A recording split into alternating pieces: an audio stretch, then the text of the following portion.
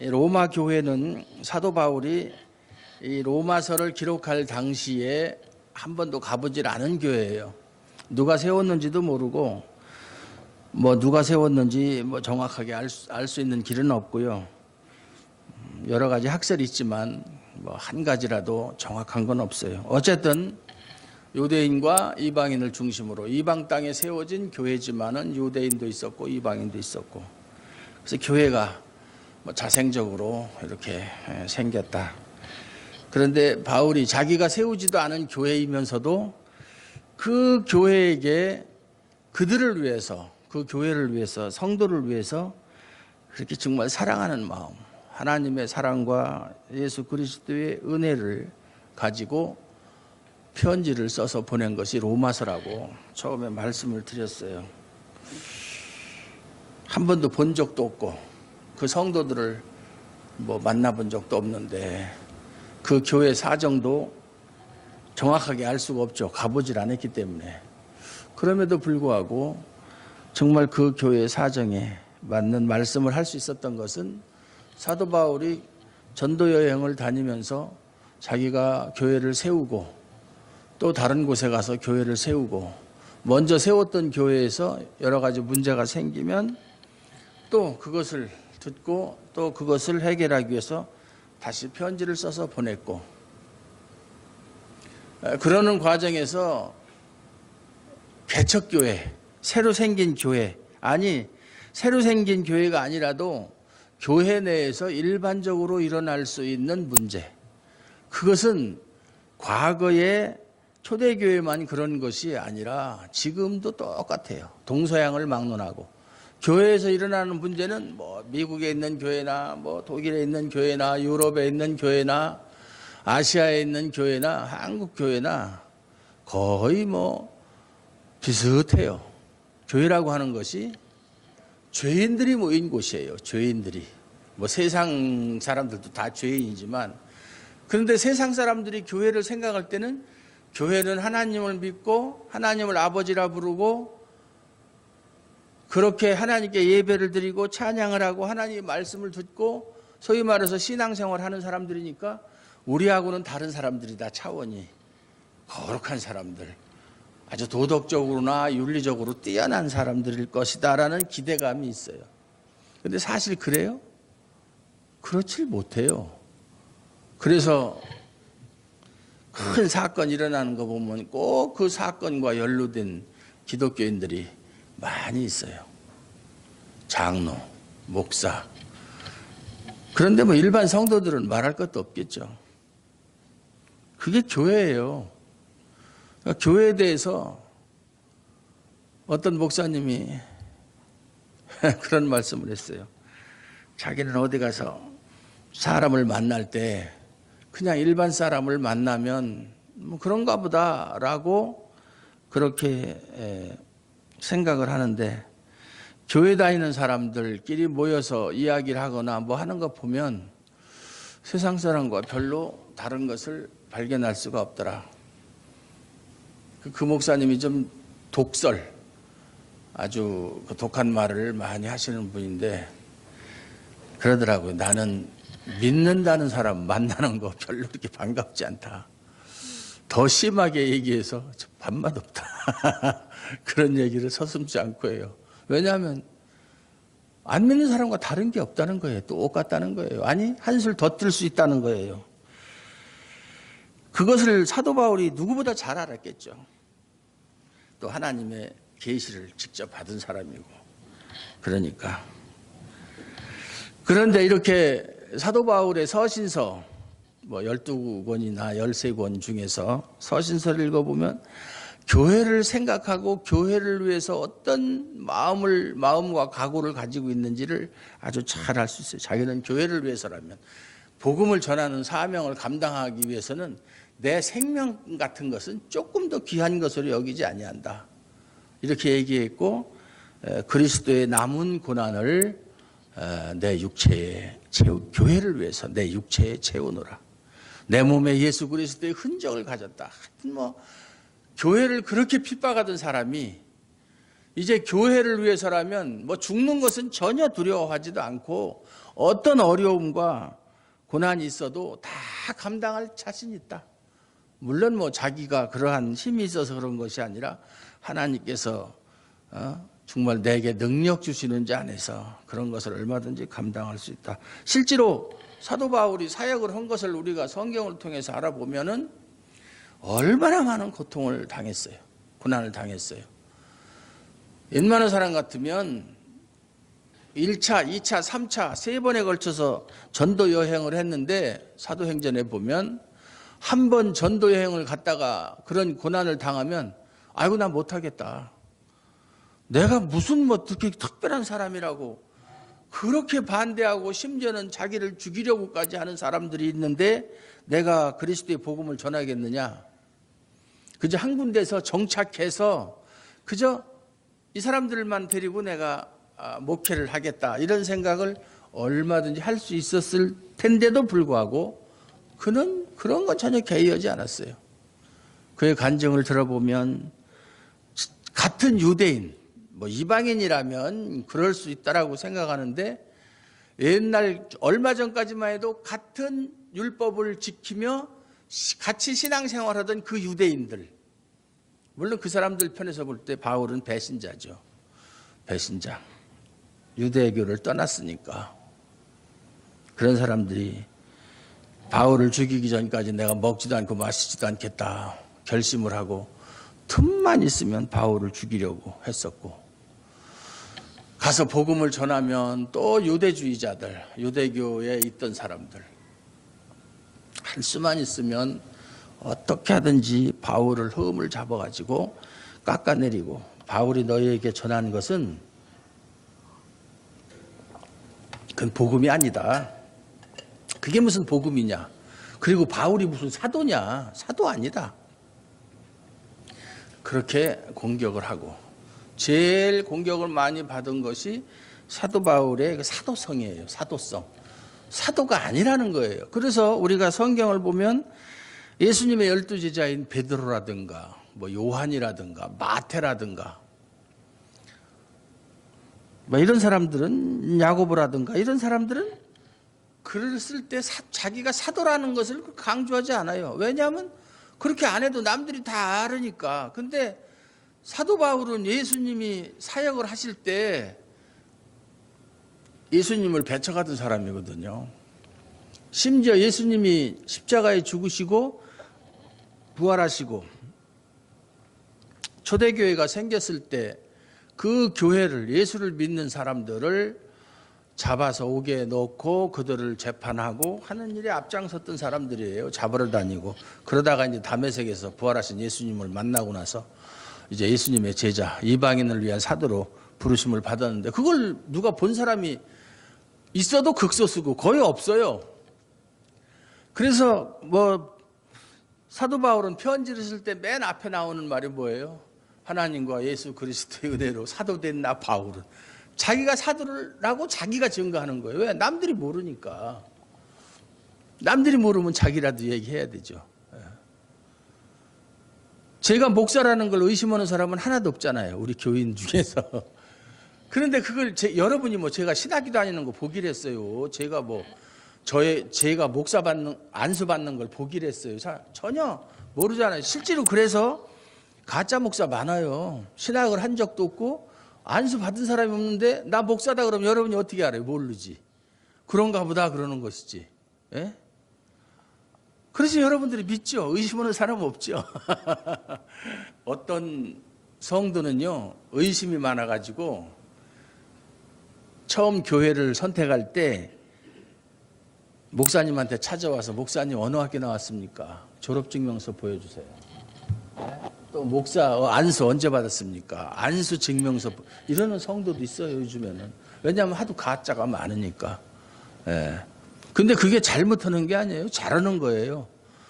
예? 확실히 알고서 다니겠다는 얘기지. 알고서. 그건 좋은 거예요. 얼마 전에 필리핀에 나가 있는 한국인 선교사가 아주 선교를 열심히 한다고 그래서 한국 교회에서 많이 지원을 해줬는데 알고 보니까 그 사람은 목사가 아니었어요. 그냥 평신도예요. 근데 목사라면 더군다나 외국에 나가서 그러면 뭐 제가 중국에도 갔다 왔지만 중국에서 목사라는 선교사라는 사람들이 진짜 선교사인지 아닌지 확인할 길이 없어요. 예? 어떤 목사님들은 명함을 잔뜩 새겨가지고 다녀요. 목사님 명함 있어요? 그럼 목사 아니구만. 저도 명함을 새겨본 적이 없어요. 명함이 뭐가 필요해요, 목사가? 예? 그 명함은 자기가 돈만 주면 얼마든지 새기는 건데 무슨 주민등록증처럼 어디 뭐 관공서나 뭐 나라에서 이렇게 인정해주는 신분증명서도 아닌데 장황하게. 그래서 만나면 목사님들끼리 만났는데 아이고 안녕하세요. 저 어느 교회에 있는 무슨 목사입니다. 그러면 될 걸 명함을 주더라고요. 그거 안 줘도 되는데 말로만 해도 되는데 그만큼 성도가 목사를 못 믿고 목사가 목사를 못 믿는 그런 세상이 되었다. 여러분 생이라도 의심스러우면 다 갖다 보여드릴 테니까 의심하지 마세요. 괜히 안 보고 의심하는 것보다는 도마처럼 보고서 의심하지 않는 것이 훨씬 좋아요. 그렇게 자신의 사도성을 주장을 했다. 자기는 예수님께 이방인을 위한 그릇으로 사도로 분명히 그는 그 직분을 받은 것을 확신하기 때문에 그것은 뭐 역사적 사실이니까 환상 중에 받은 것도 아니고 꿈꾸다가 받은 것도 아니고 그러니까 그는 자신 있게 이야기를 하고 또 여기에도 본문에도 나오지만은 18절에 그리스도께서 이방인들을 순종케 하기 위하여 나로 말미암아 말과 이거 복음을 전하는 말이죠. 일이며 표적과 기사의 능력이며 성령의 능력으로 역사하신 것 이게 사도의 표예요. 예수 그리스도의 사도라는 것을 가장 분명하게 나타내는 것이 이런 표적과 기사예요. 예수님이 그렇게 주셨어요. 지금 목사들은 그런 게 없지만 지금 목사들은 사도도 아니고 아니에요.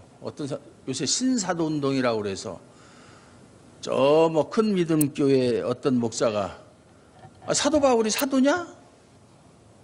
그는 예수님께 사도 직분을 받은 거 아니냐? 나도 예수님께 사도 직분 받았다. 그렇게 주장하면서 바울이 사도면 나도 사도고 바울이 사도가 아니면 나도 아니다 하고 바울하고 자기하고 동급으로 엮어서 그렇게 이야기하는 사람들이 있고 그래서 바울 사도가 하나님께 직접적인 계시를 받은 것처럼 또 지금과 같은 그런 표적을 행하는 것이나 기사를 베푸는 것이나 이 성령의 능력으로 일을 하는 것 나도 그렇게 할 수 있다. 나도 받았다. 뭐 누가 본 사람은 없지만 그렇게 주장을 해요. 그걸 우리가 막 흔히 신사도 운동이다 이렇게 얘기를 해요. 그래서 치유 사역하고 저 온누리 교회 손기철 장로 같은 사람 또 옛날에 저 중국의 대사였던 김하중 장로 우리가 중국에 있을 때 그 사람이 대사였었는데 뭐 이런 여러 사람들이 신사도 운동을 하고 성령의 능력으로 그 임파테이션이라고 그러죠. 임파테이션 성령의 능력을 내가 받는 거예요. 그러면 그 받은 사람이 다른 사람에게 안수를 하거나 하면 그 사람한테 또 내 능력이 전이되는 거예요. 그걸 임파테이션이라고 그러는데 그렇게 해서 사람들을 뭐 치유를 하고 성령의 능력도 나누어주고 그게 무슨 쿠폰도 아니고 성령의 능력을 이렇게 사람마다 나눠주고 그런다고 이건 잘못된 것이죠. 어쨌든 사도 바울은 항상 이야기하는 것이 내가 사도인 것은 내가 하는 말, 내가 전하는 말, 그리스도에게서 받은 계시의 말, 그리고 예수님 그리스도에게서 받은 능력으로 그 능력을 행사하는 거, 표적을 보이는 거 그런 거 너희들이 다 눈으로 보고 확인하지 않았느냐. 실제로 사도 바울은 뭐 사도행전에 보면 유두고라는 청년이 말씀을 듣다가 누락에서 떨어져서 죽은 것도 살려냈잖아요. 뭐 그가 행한 기적, 뭐 이삭 기사죠. 그런 것이 많이 성경에 소개되어 있잖아요. 그것이 사도라는 표지 무슨 사도증이라는 뭐 그런 것이 아니다 그 말이에요. 예. 그 당시에 뭐 졸업 증명서나 뭐 이런 것도 없었을 테고. 예. 그래서 요즘에 사람들이 또 하는 소리가 뭐 예수님의 제자들이 뭐 신학교 나왔냐, 뭐 꼭 신학교 나와야만 주님의 일, 물론 주님의 일은 신학교하고 상관이 없어요. 물론 외국의 유명한 우리가 잘 아는 로이드 존스 목사, 뭐 21세기의 최고의 설교자라고 하는 로이드 존스 목사, 그다음에 뭐 존 스펄전 목사 이런 분들은 신학교 안 갔어요. 신학교 안 가고 목사가 된 분들이에요. 그럼 우리나라하고 좀 환경이 좀 다르죠. 원래 목사라는 것은 우리 교회에서 제가 볼 때 우리 교회 성도들 중에서 저 사람은 참 믿음이 좋고 또 사명감이 있고 또 말씀에 대한 이해가 뛰어나고 또 말씀을 가르치는 은사가 있고 그래서 저 사람은 목사가 되면 좋겠다 이렇게 생각이 드는 사람이 있으면 이제 본인하고 상담을 해서 본인이 목사의 길을 가겠다. 그러면 이제 우리 교회가 속한 교단 신학교, 다시 말해서 이제 총신대학교 신학대학원에 추천을 해서 그곳에 의뢰를 해서 의탁을 해서 교육을 받고 우리 교회에서 목사 안수를 받고 목사 그렇게 목회를 할 수 있는 그게 원칙이에요. 그건 우리나라 법에 그렇게 돼 있는데 잘 지켜지질 않아서 그렇지. 그래서 신학대학원에 갈 때는 반드시 담임 목사나 또 다른 목사의 추천서가 있어야 돼요. 이 사람은 목사로서의 자질이 충분하다. 근데 요새는 뭐 알지도 못하는 사람 추천서 써달라면 그냥 추천서 도장 찍어주고 그냥 형식적으로 하다 보니까 자질이 없는 뭐 지식을 떠나서 인격적인 자질이 없는 사람들이 목사가 되니까 자꾸 문제를 일으키고 그러는데 그런 일들이 있어요. 근데 외국은 그렇지 않아요. 특히 침례교, 미국 같은 데는 남침례교회가 제일 교세가 크고 그런 데는 이제 성도들 중에서 좀 성경적인 지식이 뛰어나고 다른 사람보다 그러면 그를 교회에서 목사로 추대하는 거예요. 그럼 목사가 될 수 있어요. 물론 그러고 나서 지금은 이제 모든 제도가 다 정확하게 이렇게 질서가 잡혀서 그 남침례교회, 남침례 신학교 그런 데 가서 교육을 받고 목사가 되지만 옛날에는 뭐 신학교를 안 해도 목사가 될 수 있는 길이 있었어요. 외국에서는. 우리나라에서는 뭐 별로 그런 일이 없었지만 그러면 신학을 안 해도 상관은 없는데 우리나라는 이제 그런 법이 있고 제도가 있으니까 우리나라에서는 안 되죠. 그러니까 어떤 사람들이 외국에 가서 그냥 한 몇 개월 있다 와가지고서 목사 됐다고 그러고 오는 사람들도 있고 아주 속성으로 한 일주일 만에 목사 안수 받고 오는 사람도 있고 그래요. 지금 그런 세상이에요. 그래서 참 똑같은 뭐 성도들이 볼 때야 뭐 일주일 만에 목사 된 사람이나 2년, 3년 만에 목사 된 사람이나 10년 만에 목사 된 사람이나 똑같은 목사지 얼굴이 달라요? 뭐가 달라요? 그렇게 참 혼란한 시대에 살고 있다.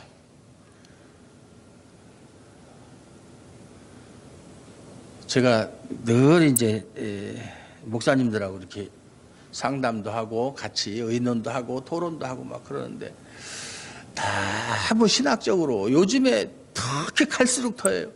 신학적으로 너무나 혼란한 시대에 우리가 살고 있다. 성도들이 알지 못하는 또 어떤 것은 성도들에게 아주 큰 영향을 미치는 사도신경도 얘기를 했지만 사도신경을 하는 교회는 어떤 목사는 사도신경을 하는 교회는 이단교회고 사도신경을 하면 지옥 간다고 하는 목사도 있어요. 틀렸다는 거예요. 그게. 그 소리를 들어보면 참 어떻게 해서 이렇게 목사가 이렇게 무식한가 하는 생각이 들 정도로 뭐 예를 들어서 전능하사 천지를 만드신 하나님 아버지를 내가 믿사오며 이게 맞는 얘기입니까? 성도들한테 물어봐요. 틀렸다는 거예요. 왜 틀렸느냐? 하나님이 천지를 창조하셨지 만드셨느냐 그렇게 얘기하는 거예요. 만든 거하고 창조한 거고 같은 말이에요? 다른 말이에요? 예? 다른 말이에요? 창조했다는 영어 단어가 뭐죠? 크리에이트. 그거 찾아보세요. 만들다, 창조하다 다 똑같은 소리예요. 그래서 무에서 유를 창조하셨지, 만들었다는 것은 유에서 유가 나온 것이고 창조는 무에서 유가 나온 것이다. 그러면 성경에 보면 하나님이 남자와 여자도 창조하셨다고 그러는데, 남자 여자 사람을 뭘로 만들었다고 그랬어요? 성경에 보면 흙으로 만들었잖아요. 그러면 무에서 창조한 게 아니죠. 그렇죠?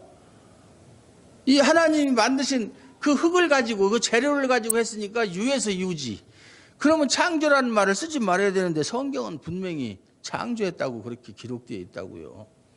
그리고 만들었으면 다른 사람이 만든 것 갖고 한 것도 아니고 자신이 만든 거 가지고 했으니까 결국은 무에서 유가 나온 것이나 똑같은 얘기인데, 뭐 그런 무식한 소리 하고, 또 동정녀 마리아, 무슨 마리아가 동정녀냐? 동정녀 마리아는 예수님을 낳고 나서도 그 뒤에 아들 딸 많이 낳았는데, 아유 그 말다. 예수님 낳을 때 동정녀였었다는 얘기지 왜 예수님 낳고 나서 누가 동정녀였었다는 얘기야. 너무 웃지 마세요. 여기 아프니까. 그런 말도 안 되는 생각을 하고, 또 뭐 여러 가지가 있지만 본디오 빌라도에게 고난을 받아서 십자가에 못 박히죠. 예수님이 본디오 빌라도에게 고난을 받고 죽었느냐? 본디오 빌라도는 예수님의 무죄함을 알고 그를 살려주기 위해서 참 물에다 손을 씻으면서도 나는 저 사람이 죄와 상관이 없다고 그러고 그랬는데, 왜 본디오 빌라도에게 고난을 받았다고 그러냐? 예수님은 우리의 죄 때문에 죽으셨지. 참 그렇게 무식한 소리. 신학과 성경도 구분하지 못하는. 왜 사도신경에다가 본디오 빌라도라는 말을 넣느냐면, 첫째는 예수님의 십자가의 죽으심이 역사적인 사실이라는 것을 증명하기 위해서 당시 유대 총독이었던 빌라도의 이름을 거기다 집어넣은 거예요. 그리고 빌라도는 재판장이잖아요. 그 사람이 판결하는 최후의 판결권자잖아요. 그러니까 빌라도가 어쨌든 자기 속으로는 예수님이 죄가 없다고 인정을 했어도, 그를 유대인들에게 십자가에 못 박게 내어 주었으면 그 사람이 예수를 죽이라고 결정한 거나 마찬가지잖아요. 그러니까 그 사람한테 고난을 받아서 죽었다고 그렇게 얘기하는 거예요. 그렇게 그거를 그 국어 실력이 그렇게 높나? 그리고 성령을 믿사오며, 아니 하나님을, 성경에 보면 하나님을 믿으라, 예수를 믿으라는 말은 있어도 성령을 믿으라는 말은 없다. 참 어이가 없어가지고. 성령은, 우리가 성령 충만함을 받으라는 말은 있어도 성령을 믿으라는 말은 없다. 그 사람은 성령이 뭔지도 모르는 사람이야. 성령이 누구예요? 성령 하나님이에요. 성부나 성자나 성령이나 똑같은 하나님이니까 그 삼위 하나님은 우리가 신앙해야 될 대상이고, 우리가 찬양해야 될 대상이고, 우리가 기도해야 될 대상이고, 그런 거예요.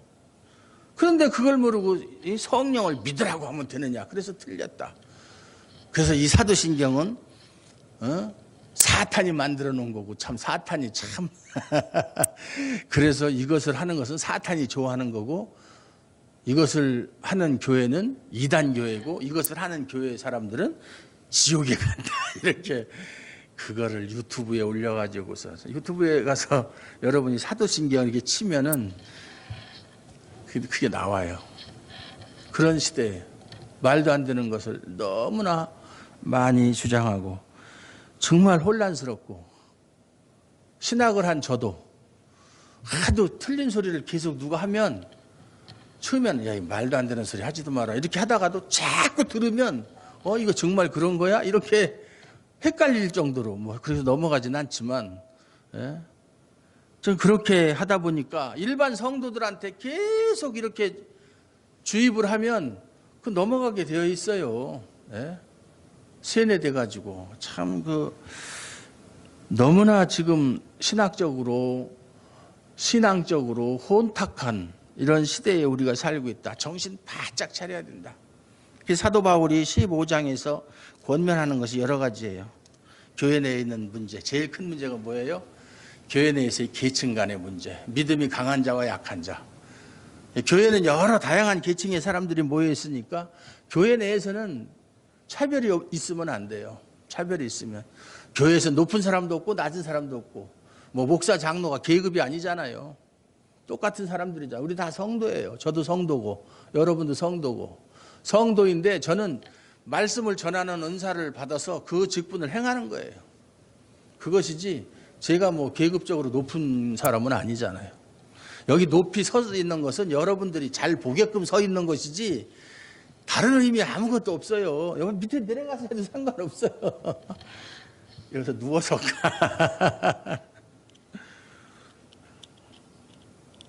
옛날에 이제 잘못된 생각 때문에 여기는 무슨 거룩한 곳이나 되는 것처럼 여기는 특히 여자들이 여기 올라와서는 안 되고, 예? 여기 청소하는 것은 남자 집사님만은 와서 청소할 수 있고, 옛날엔 그랬어요. 여기는 못 올라가요. 애들이 여기 올라왔다 난리 나는 거예요. 예? 사찰 집사님만 올라올 수 있어요. 유일하게 목사하고. 아무도 사모님도 못 올라와. 여기는 올라오면 큰일 나. 얼마나 잘못된 생각이에요. 아무나 올라오는 거예요. 여기는 뭐 여기나 똑같은 적이에요. 특별한 거 하나도 없어요.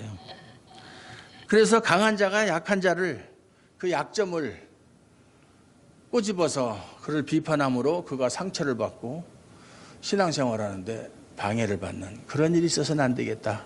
그것이 어느 교회나 다 있어요. 그게 제일 나쁜 거예요. 무시하고 믿음이 약한 자를 무시하고 또 가난한 자 무시하고 또 사회적으로 이렇게 빈약한 자를 무시하고 사회에서 옛날에 예수 믿기 전에 가지고 있던 사고방식을 그대로 가지고 와서 똑같이 교회에서도 적용하려고 하는 그런 거. 그래서 예수님께서도 하나님의 아들이시지만 죄인의 모습으로 오셔서 참 율법을 순종하신 것처럼 여기 18절에도 보면 내가 말하노니 그리스도께서 하나님의 진실하심을 위하여 할례의 수종자가 되셨다. 예수님도 할례 받으셨어요. 난지 8일 만에. 율법을 지키셨어요. 율법을 제정하신 분이 율법을 지키셨어요. 그랬다면 예수를 믿는 우리는 당연히 자신의 유익을 위해서 신앙생활을 해서는 안 된다 이 말이에요. 다른 사람을 위해서, 다른 사람의 유익을 위해서. 그것이 성도의 책무예요. 성도 간에는 서로 그런 게 있어서는 안 돼요. 약한 사람 있으면 세워주고 권면하고 또 가르쳐주고 또 약한 사람은 자기보다 앞선 사람을 시기하거나 비방하지 말고 존경하는 마음을 가지고 배우려고 하는 그런 마음을 가지고 있어야 돼요. 그런 교회, 참 그런 교회를 이루는 것이 제 꿈이에요. 참 교회 안에 오면 따뜻함이 있고 말이죠. 푸근함이 있고 뭔가 썰렁하고 말이죠. 그냥 뭐 이렇게 뭐 흠잡을 거 없나 이렇게 매의 눈을 가지고 쳐다보고 안 좋은 거죠. 그래서 우리 주아름 교회는 정말 그런 교회, 충만한 주아름 교회라고 얘기하려고 그랬어요. 성령이 충만한 주아름 교회. 그러면 17년간을 했는데 그 이름이 금방 없어지겠어요. 여기는 1년인데. 그래서 한 마음과 한 입으로 6절에 하나님 곧 우리 주 예수 그리스도의 아버지께 영광을 돌리게 하려 한 마음과 한 입으로 한 믿음으로. 성령이 하나이니까 믿음도 하나이고 주도 하나이고 하나님도 한 분, 아버지도 하나고 소망도 하나고 그런 교회 되시기 바랍니다. 그게 하나님이 기뻐하시는 교회이고 받으심직한 교회예요. 제가 여러분에게 목사의 권위를 내세웁니까? 그런 거 없잖아요. 전 제가 제일 싫어하는 게 그거예요.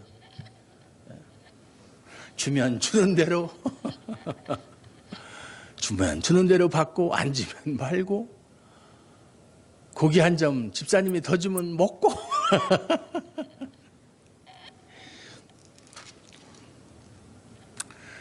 바울은 자기가 가장 여기도 아까도 제가 얘기했지만 16절 이 은혜는 곧 나로 이방인을 위하여 그리스도 예수의 일꾼이 되어 하나님의 복음의 제사장 직무를 하게 하사.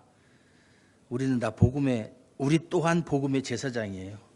복음의 제사장 직무를 하게 하사 이방인을 제물로 드리는 그것이 성령 안에서 거룩하게 되어 받으심직하게 하리 하심이라.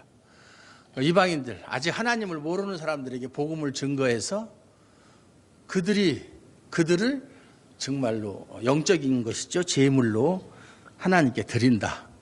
전도하는 거죠. 결국은 전도해서 그들이 하나님의 자녀가 되는 것이 우리가 그들을 제물로 드리는 것이다. 우리는 이제 복음의 제사장이니까, 제사장은 제물 드리고 제사를 드리는 것이 직무잖아요. 그 일을 자기는 참 자랑하는 거예요.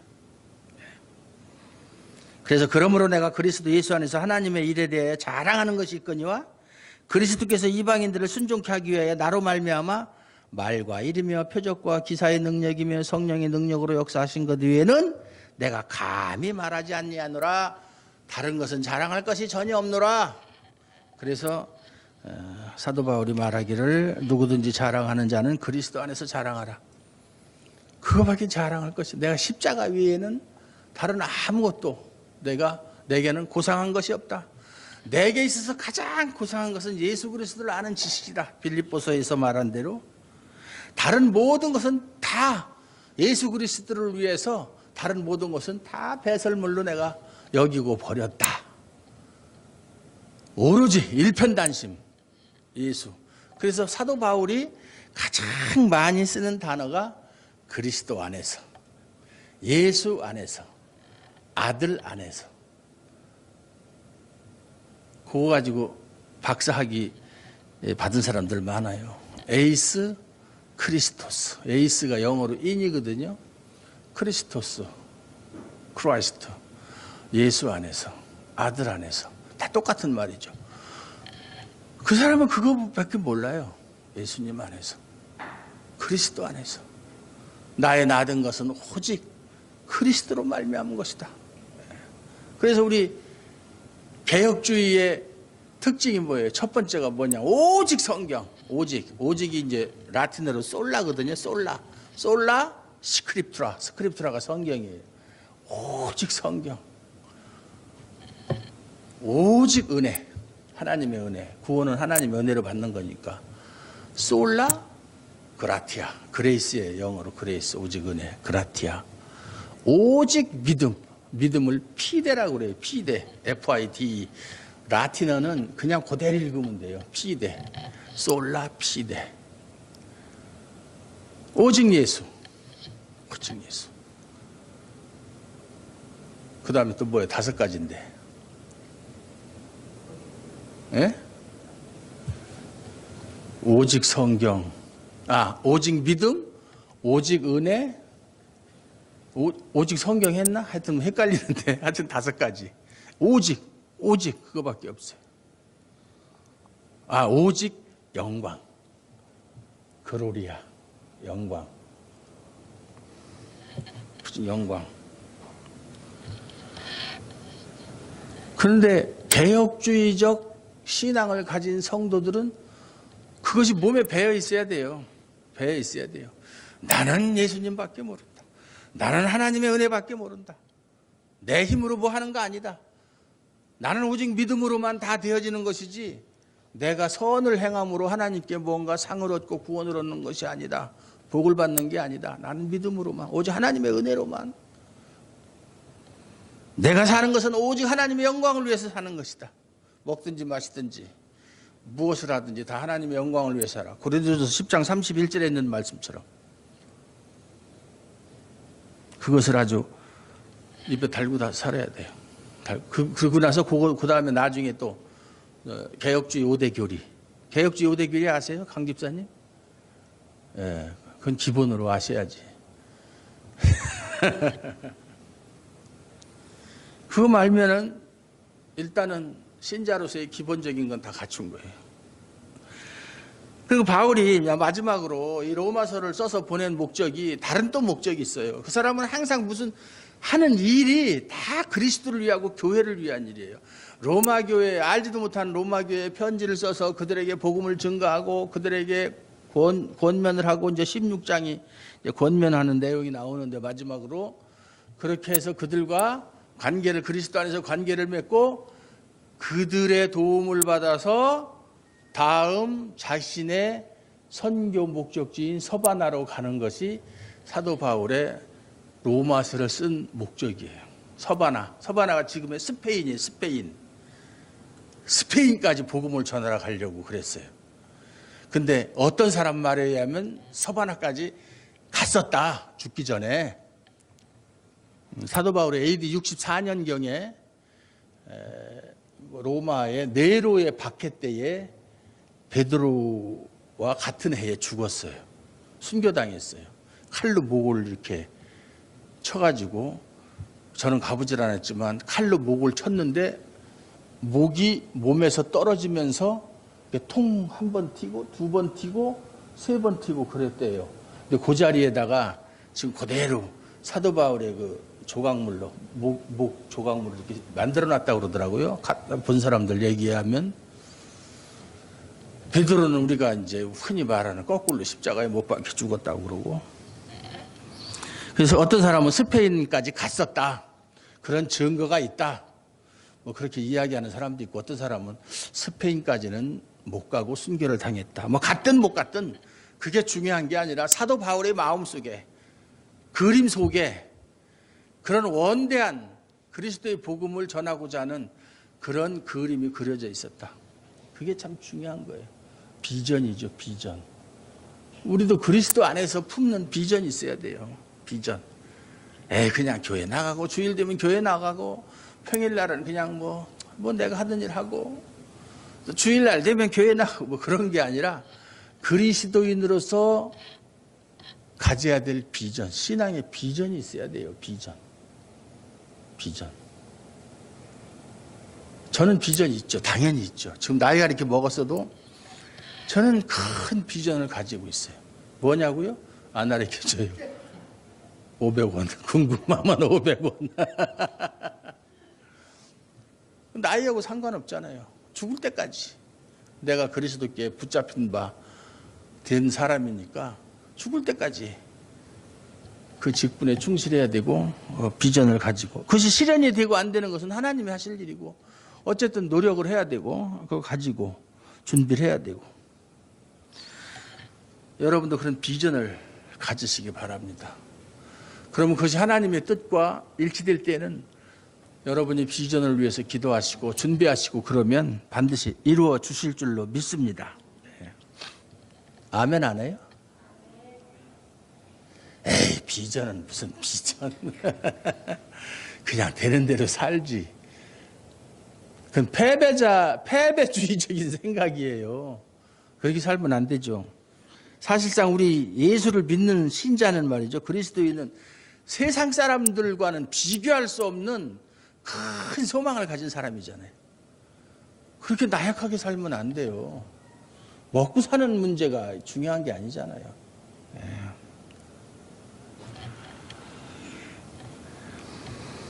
형제들아, 내가 우리 주 예수 그리스도로 말미암고 항상 예수 그리스도 입에서 아주 붙어 있어요. 성령의 사랑으로 말미암아 너희를 권하노니 너희 기도에 나와 힘을 같이하여 나를 위하여 하나님께 빌어. 나를 위해서 기도해달라는 얘기예요.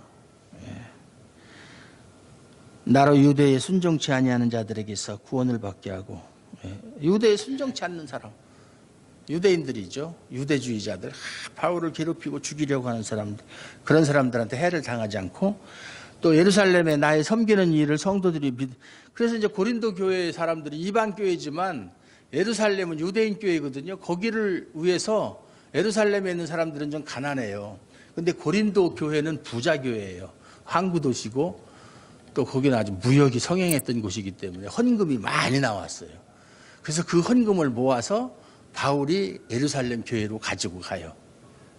서로 얼굴도 모르는, 그 당시는 얼굴도 모르고 뭐 광내가 없었음에도 불구하고 같은 그리스도의 사람이라고 하는, 형제라고 하는 그 사실 하나 때문에 알지도 못하는 저 멀리 떨어져 있는 그 예루살렘에 있는 교회를 위해서 연보라고 그러죠. 그것을 받아가지고 자기가 직접 갑니다. 자기가 직접, 뭐 다른 사람 시킬 수도 있는데 사도 바울이 직접 가지고 가면 일단 성도들이 사도 바울이 가지고 갔으니까 중간에 누가 떼먹거나 할 일은 없을 것이다. 그래서 교회의 재정은 투명해야 돼요. 행여라도 성도들이 의심 오면 안 돼요. 아, 우리 교회 한 달에 헌금 이 정도 들었는데 이거 어디다 쓰지? 이렇게 되면 곤란한 거예요, 그거는. 근데 지금 큰 교회는 헌금이 너무 많이 들어다 보니까, 1년에 수백억씩 들어오고 막 그러다 보니까, 알지도 못하는 곳에 쓰여지는 것이 상당히 많아요. 또 교회에서 써서는 안 되는 곳에 쓰여지는 일도 많고, 그래서 그것 때문에 문제가 생기고, 그러는 경우가 많은데, 그런 일은 없어야 돼요. 교회의 투명. 가지고 갔어요. 가지고 가서, 고린도 교회 성도들이 여러분들을 위해서 헌금한 겁니다. 그러면서 서로가 그것을 가지고 서로가 하나의 교회를 위해서 기도할 수 있는 성령의 사랑으로 하나 되게 하려고 하는 바울의 그 마음. 그는 오직 교회밖에 생각을 안 하니까 예루살렘에 대한 나의 섬기는 일을 성도들이 받음직하게 하고 그것을 믿고 인정하고 배우게 하고 나로 하나님의 뜻을 조차 기쁨으로 너희에게 나아가 너희와 함께 편히 쉬게 하라. 이제 내가 여러 번 가려고 했는데 그동안 그렇게 일이 안 돼서 못 갔다. 그러나 반드시 가게 될 줄로 믿는다. 가게 되면 29절에 있는 말씀처럼 내가 너희에게 나아갈 때 그리스도의 충만한 축복을 가지고 갈 줄을 아노라. 충만한 축복이 뭐예요? 가서 사람들마다 난수해주고 아픈 사람 있으면 나와봐.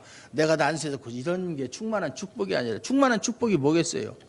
그들이 아직 깨닫지 못하고 알지 못하는 그리스도의 복음의 비밀을 알려주는 거예요. 그게 사도가 또는 말씀의 사역자가 맡고 있는 가장 소중한 일이고 그게 큰 영적인 권위잖아요. 그래서 말씀에 대해서만큼은 성도들보다 목사가 더 잘 알고 있어야 되죠. 다른 건 더 자랑할 게 없어요. 뭐 가지고 자랑하겠어요. 성도들보다 돈이 많아요. 예를 들어서 학식이 많아요. 그건 많을 수도 있고 없을 수도 있지만 그런 건 하나도 중요하지 않고 말씀에 관해서는 제가 학교 다닐 때 교수님이 그러더라고요. 여러분이 설교를 할 때 어떤 본문을 가지고 설교할 때 그 본문에 대해서는 누구보다도 더 잘 알고 있어야 된다. 누가 어떤 식으로 질문을 해도 대답할 것을 충분히 예비해서 그렇게 준비를 해서 설교를 해야 된다. 자신 있게 알고 해야 되지 어렴풋하게 대충 그렇게 하지 말아라. 그런 말씀을 들었어요. 맞는 얘기죠. 그래서 목사들은 자기가 한 설교에 대해서는 자부심이 있어요. 그런데 이제 특히 사모가 제일 이제 딴지를 많이 걸죠. 목사들 설교. 당신 오늘 설교가 그게 뭐야? 멋쩍고 그러면 이제 기분 나쁘단 말이에요. 목사는. 그건 누가 얘기해도 아버지가 얘기해도 기분 나빠요. 그러면 이제 그래? 그거 실수한 거야? 잘못한 거야? 그러면 더 조심해야 되겠네. 이렇게 얘기하는 게 아니에요. 그렇게 얘기하는 목사는 없어요. 제가 알기로는. 내가 뭘 잘못했는데. 그럼 네가 해. 네가 하면 될 거 아니야. 목사들의 그 자부심이 그거예요. 자기가 한 설교에 대해서 누가 뭐라고 하면 팍 튀는 거예요. 자기는 나름대로 열심히 준비했는데 거기서 초를 쳐? 다른 사람도 아니고 식구가? 그러니까 목사님의 설교에 대해서 나중에 끝나고 나면 성도들이 목사님 아까 설교한 게 무슨 뜻이에요? 이런 뜻은 혹시 없어요? 이렇게 물어보는 건 참 좋은 건데 비난하려는 마음으로 그건 그런 뜻이 아니잖아 이런 식으로 얘기하면 그거는 조금 곤란해요. 좀 같은 말을 해도 지혜스럽게 자존심 안 건드리게 다른 거 갖고는 말을 안 하는데 근데 저는 상관없어요. 무슨 소리 해도 상관없어요. 안 들으면 되니까. 그래서 평강의 하나님께서 너희 모든 사람과 함께 계실지어다. 아멘. 항상 어느 교회든지 자기가 세운 교회든 아니면 세운 교회든 누구든지 항상 평강의 하나님께서 너희 모든 사람과 항상 함께 있기를 바란다. 진실한 마음에서 나오는 소리죠. 사랑의 소리. 하나님을 사랑하지 않고 예수 그리스도에게 붙잡히지 않고는 그냥 할 수 없는 진실된 마음으로 할 수 없는 소리. 모든 교회 저도 그래요. 모든 교회가 성도들이 어디 아는 사람이 어디 이사 간다면 목사님 제가 어디 이사 가는데 그 동네에 좋은 교회 좀 있으면 소개시켜줘요. 그 소리 들을 때가 제일 힘들어요. 왜냐하면 알지도 못하거니와 요즘에 교회를 함부로 추천을 해줄 만한 교회가 그렇게 많지 않아요. 힘들어요. 근데 교회가 다 하나님 말씀 위에 굳건히 서 있으면 자기 집에서 제일 가까운 교회 가면 되거든요. 옛날에는 그랬어요. 옛날에는. 그리고 옛날에는 자기가 뭐 합동축 교회 다녔다 그러면 합동축 마크 있는 교회 가면 됐어요. 무조건. 근데 지금 합동축 교회라고 그래서 합동축 교회 가면 다 똑같으냐? 천만의 말씀. 그거 보고 가면 큰일 나요. 이단들이 상당히 많아요. 그 합동축 교회 안에도. 제일 장로교에서 대한예수교 장로교에서 이단이 많은데 합동축이에요.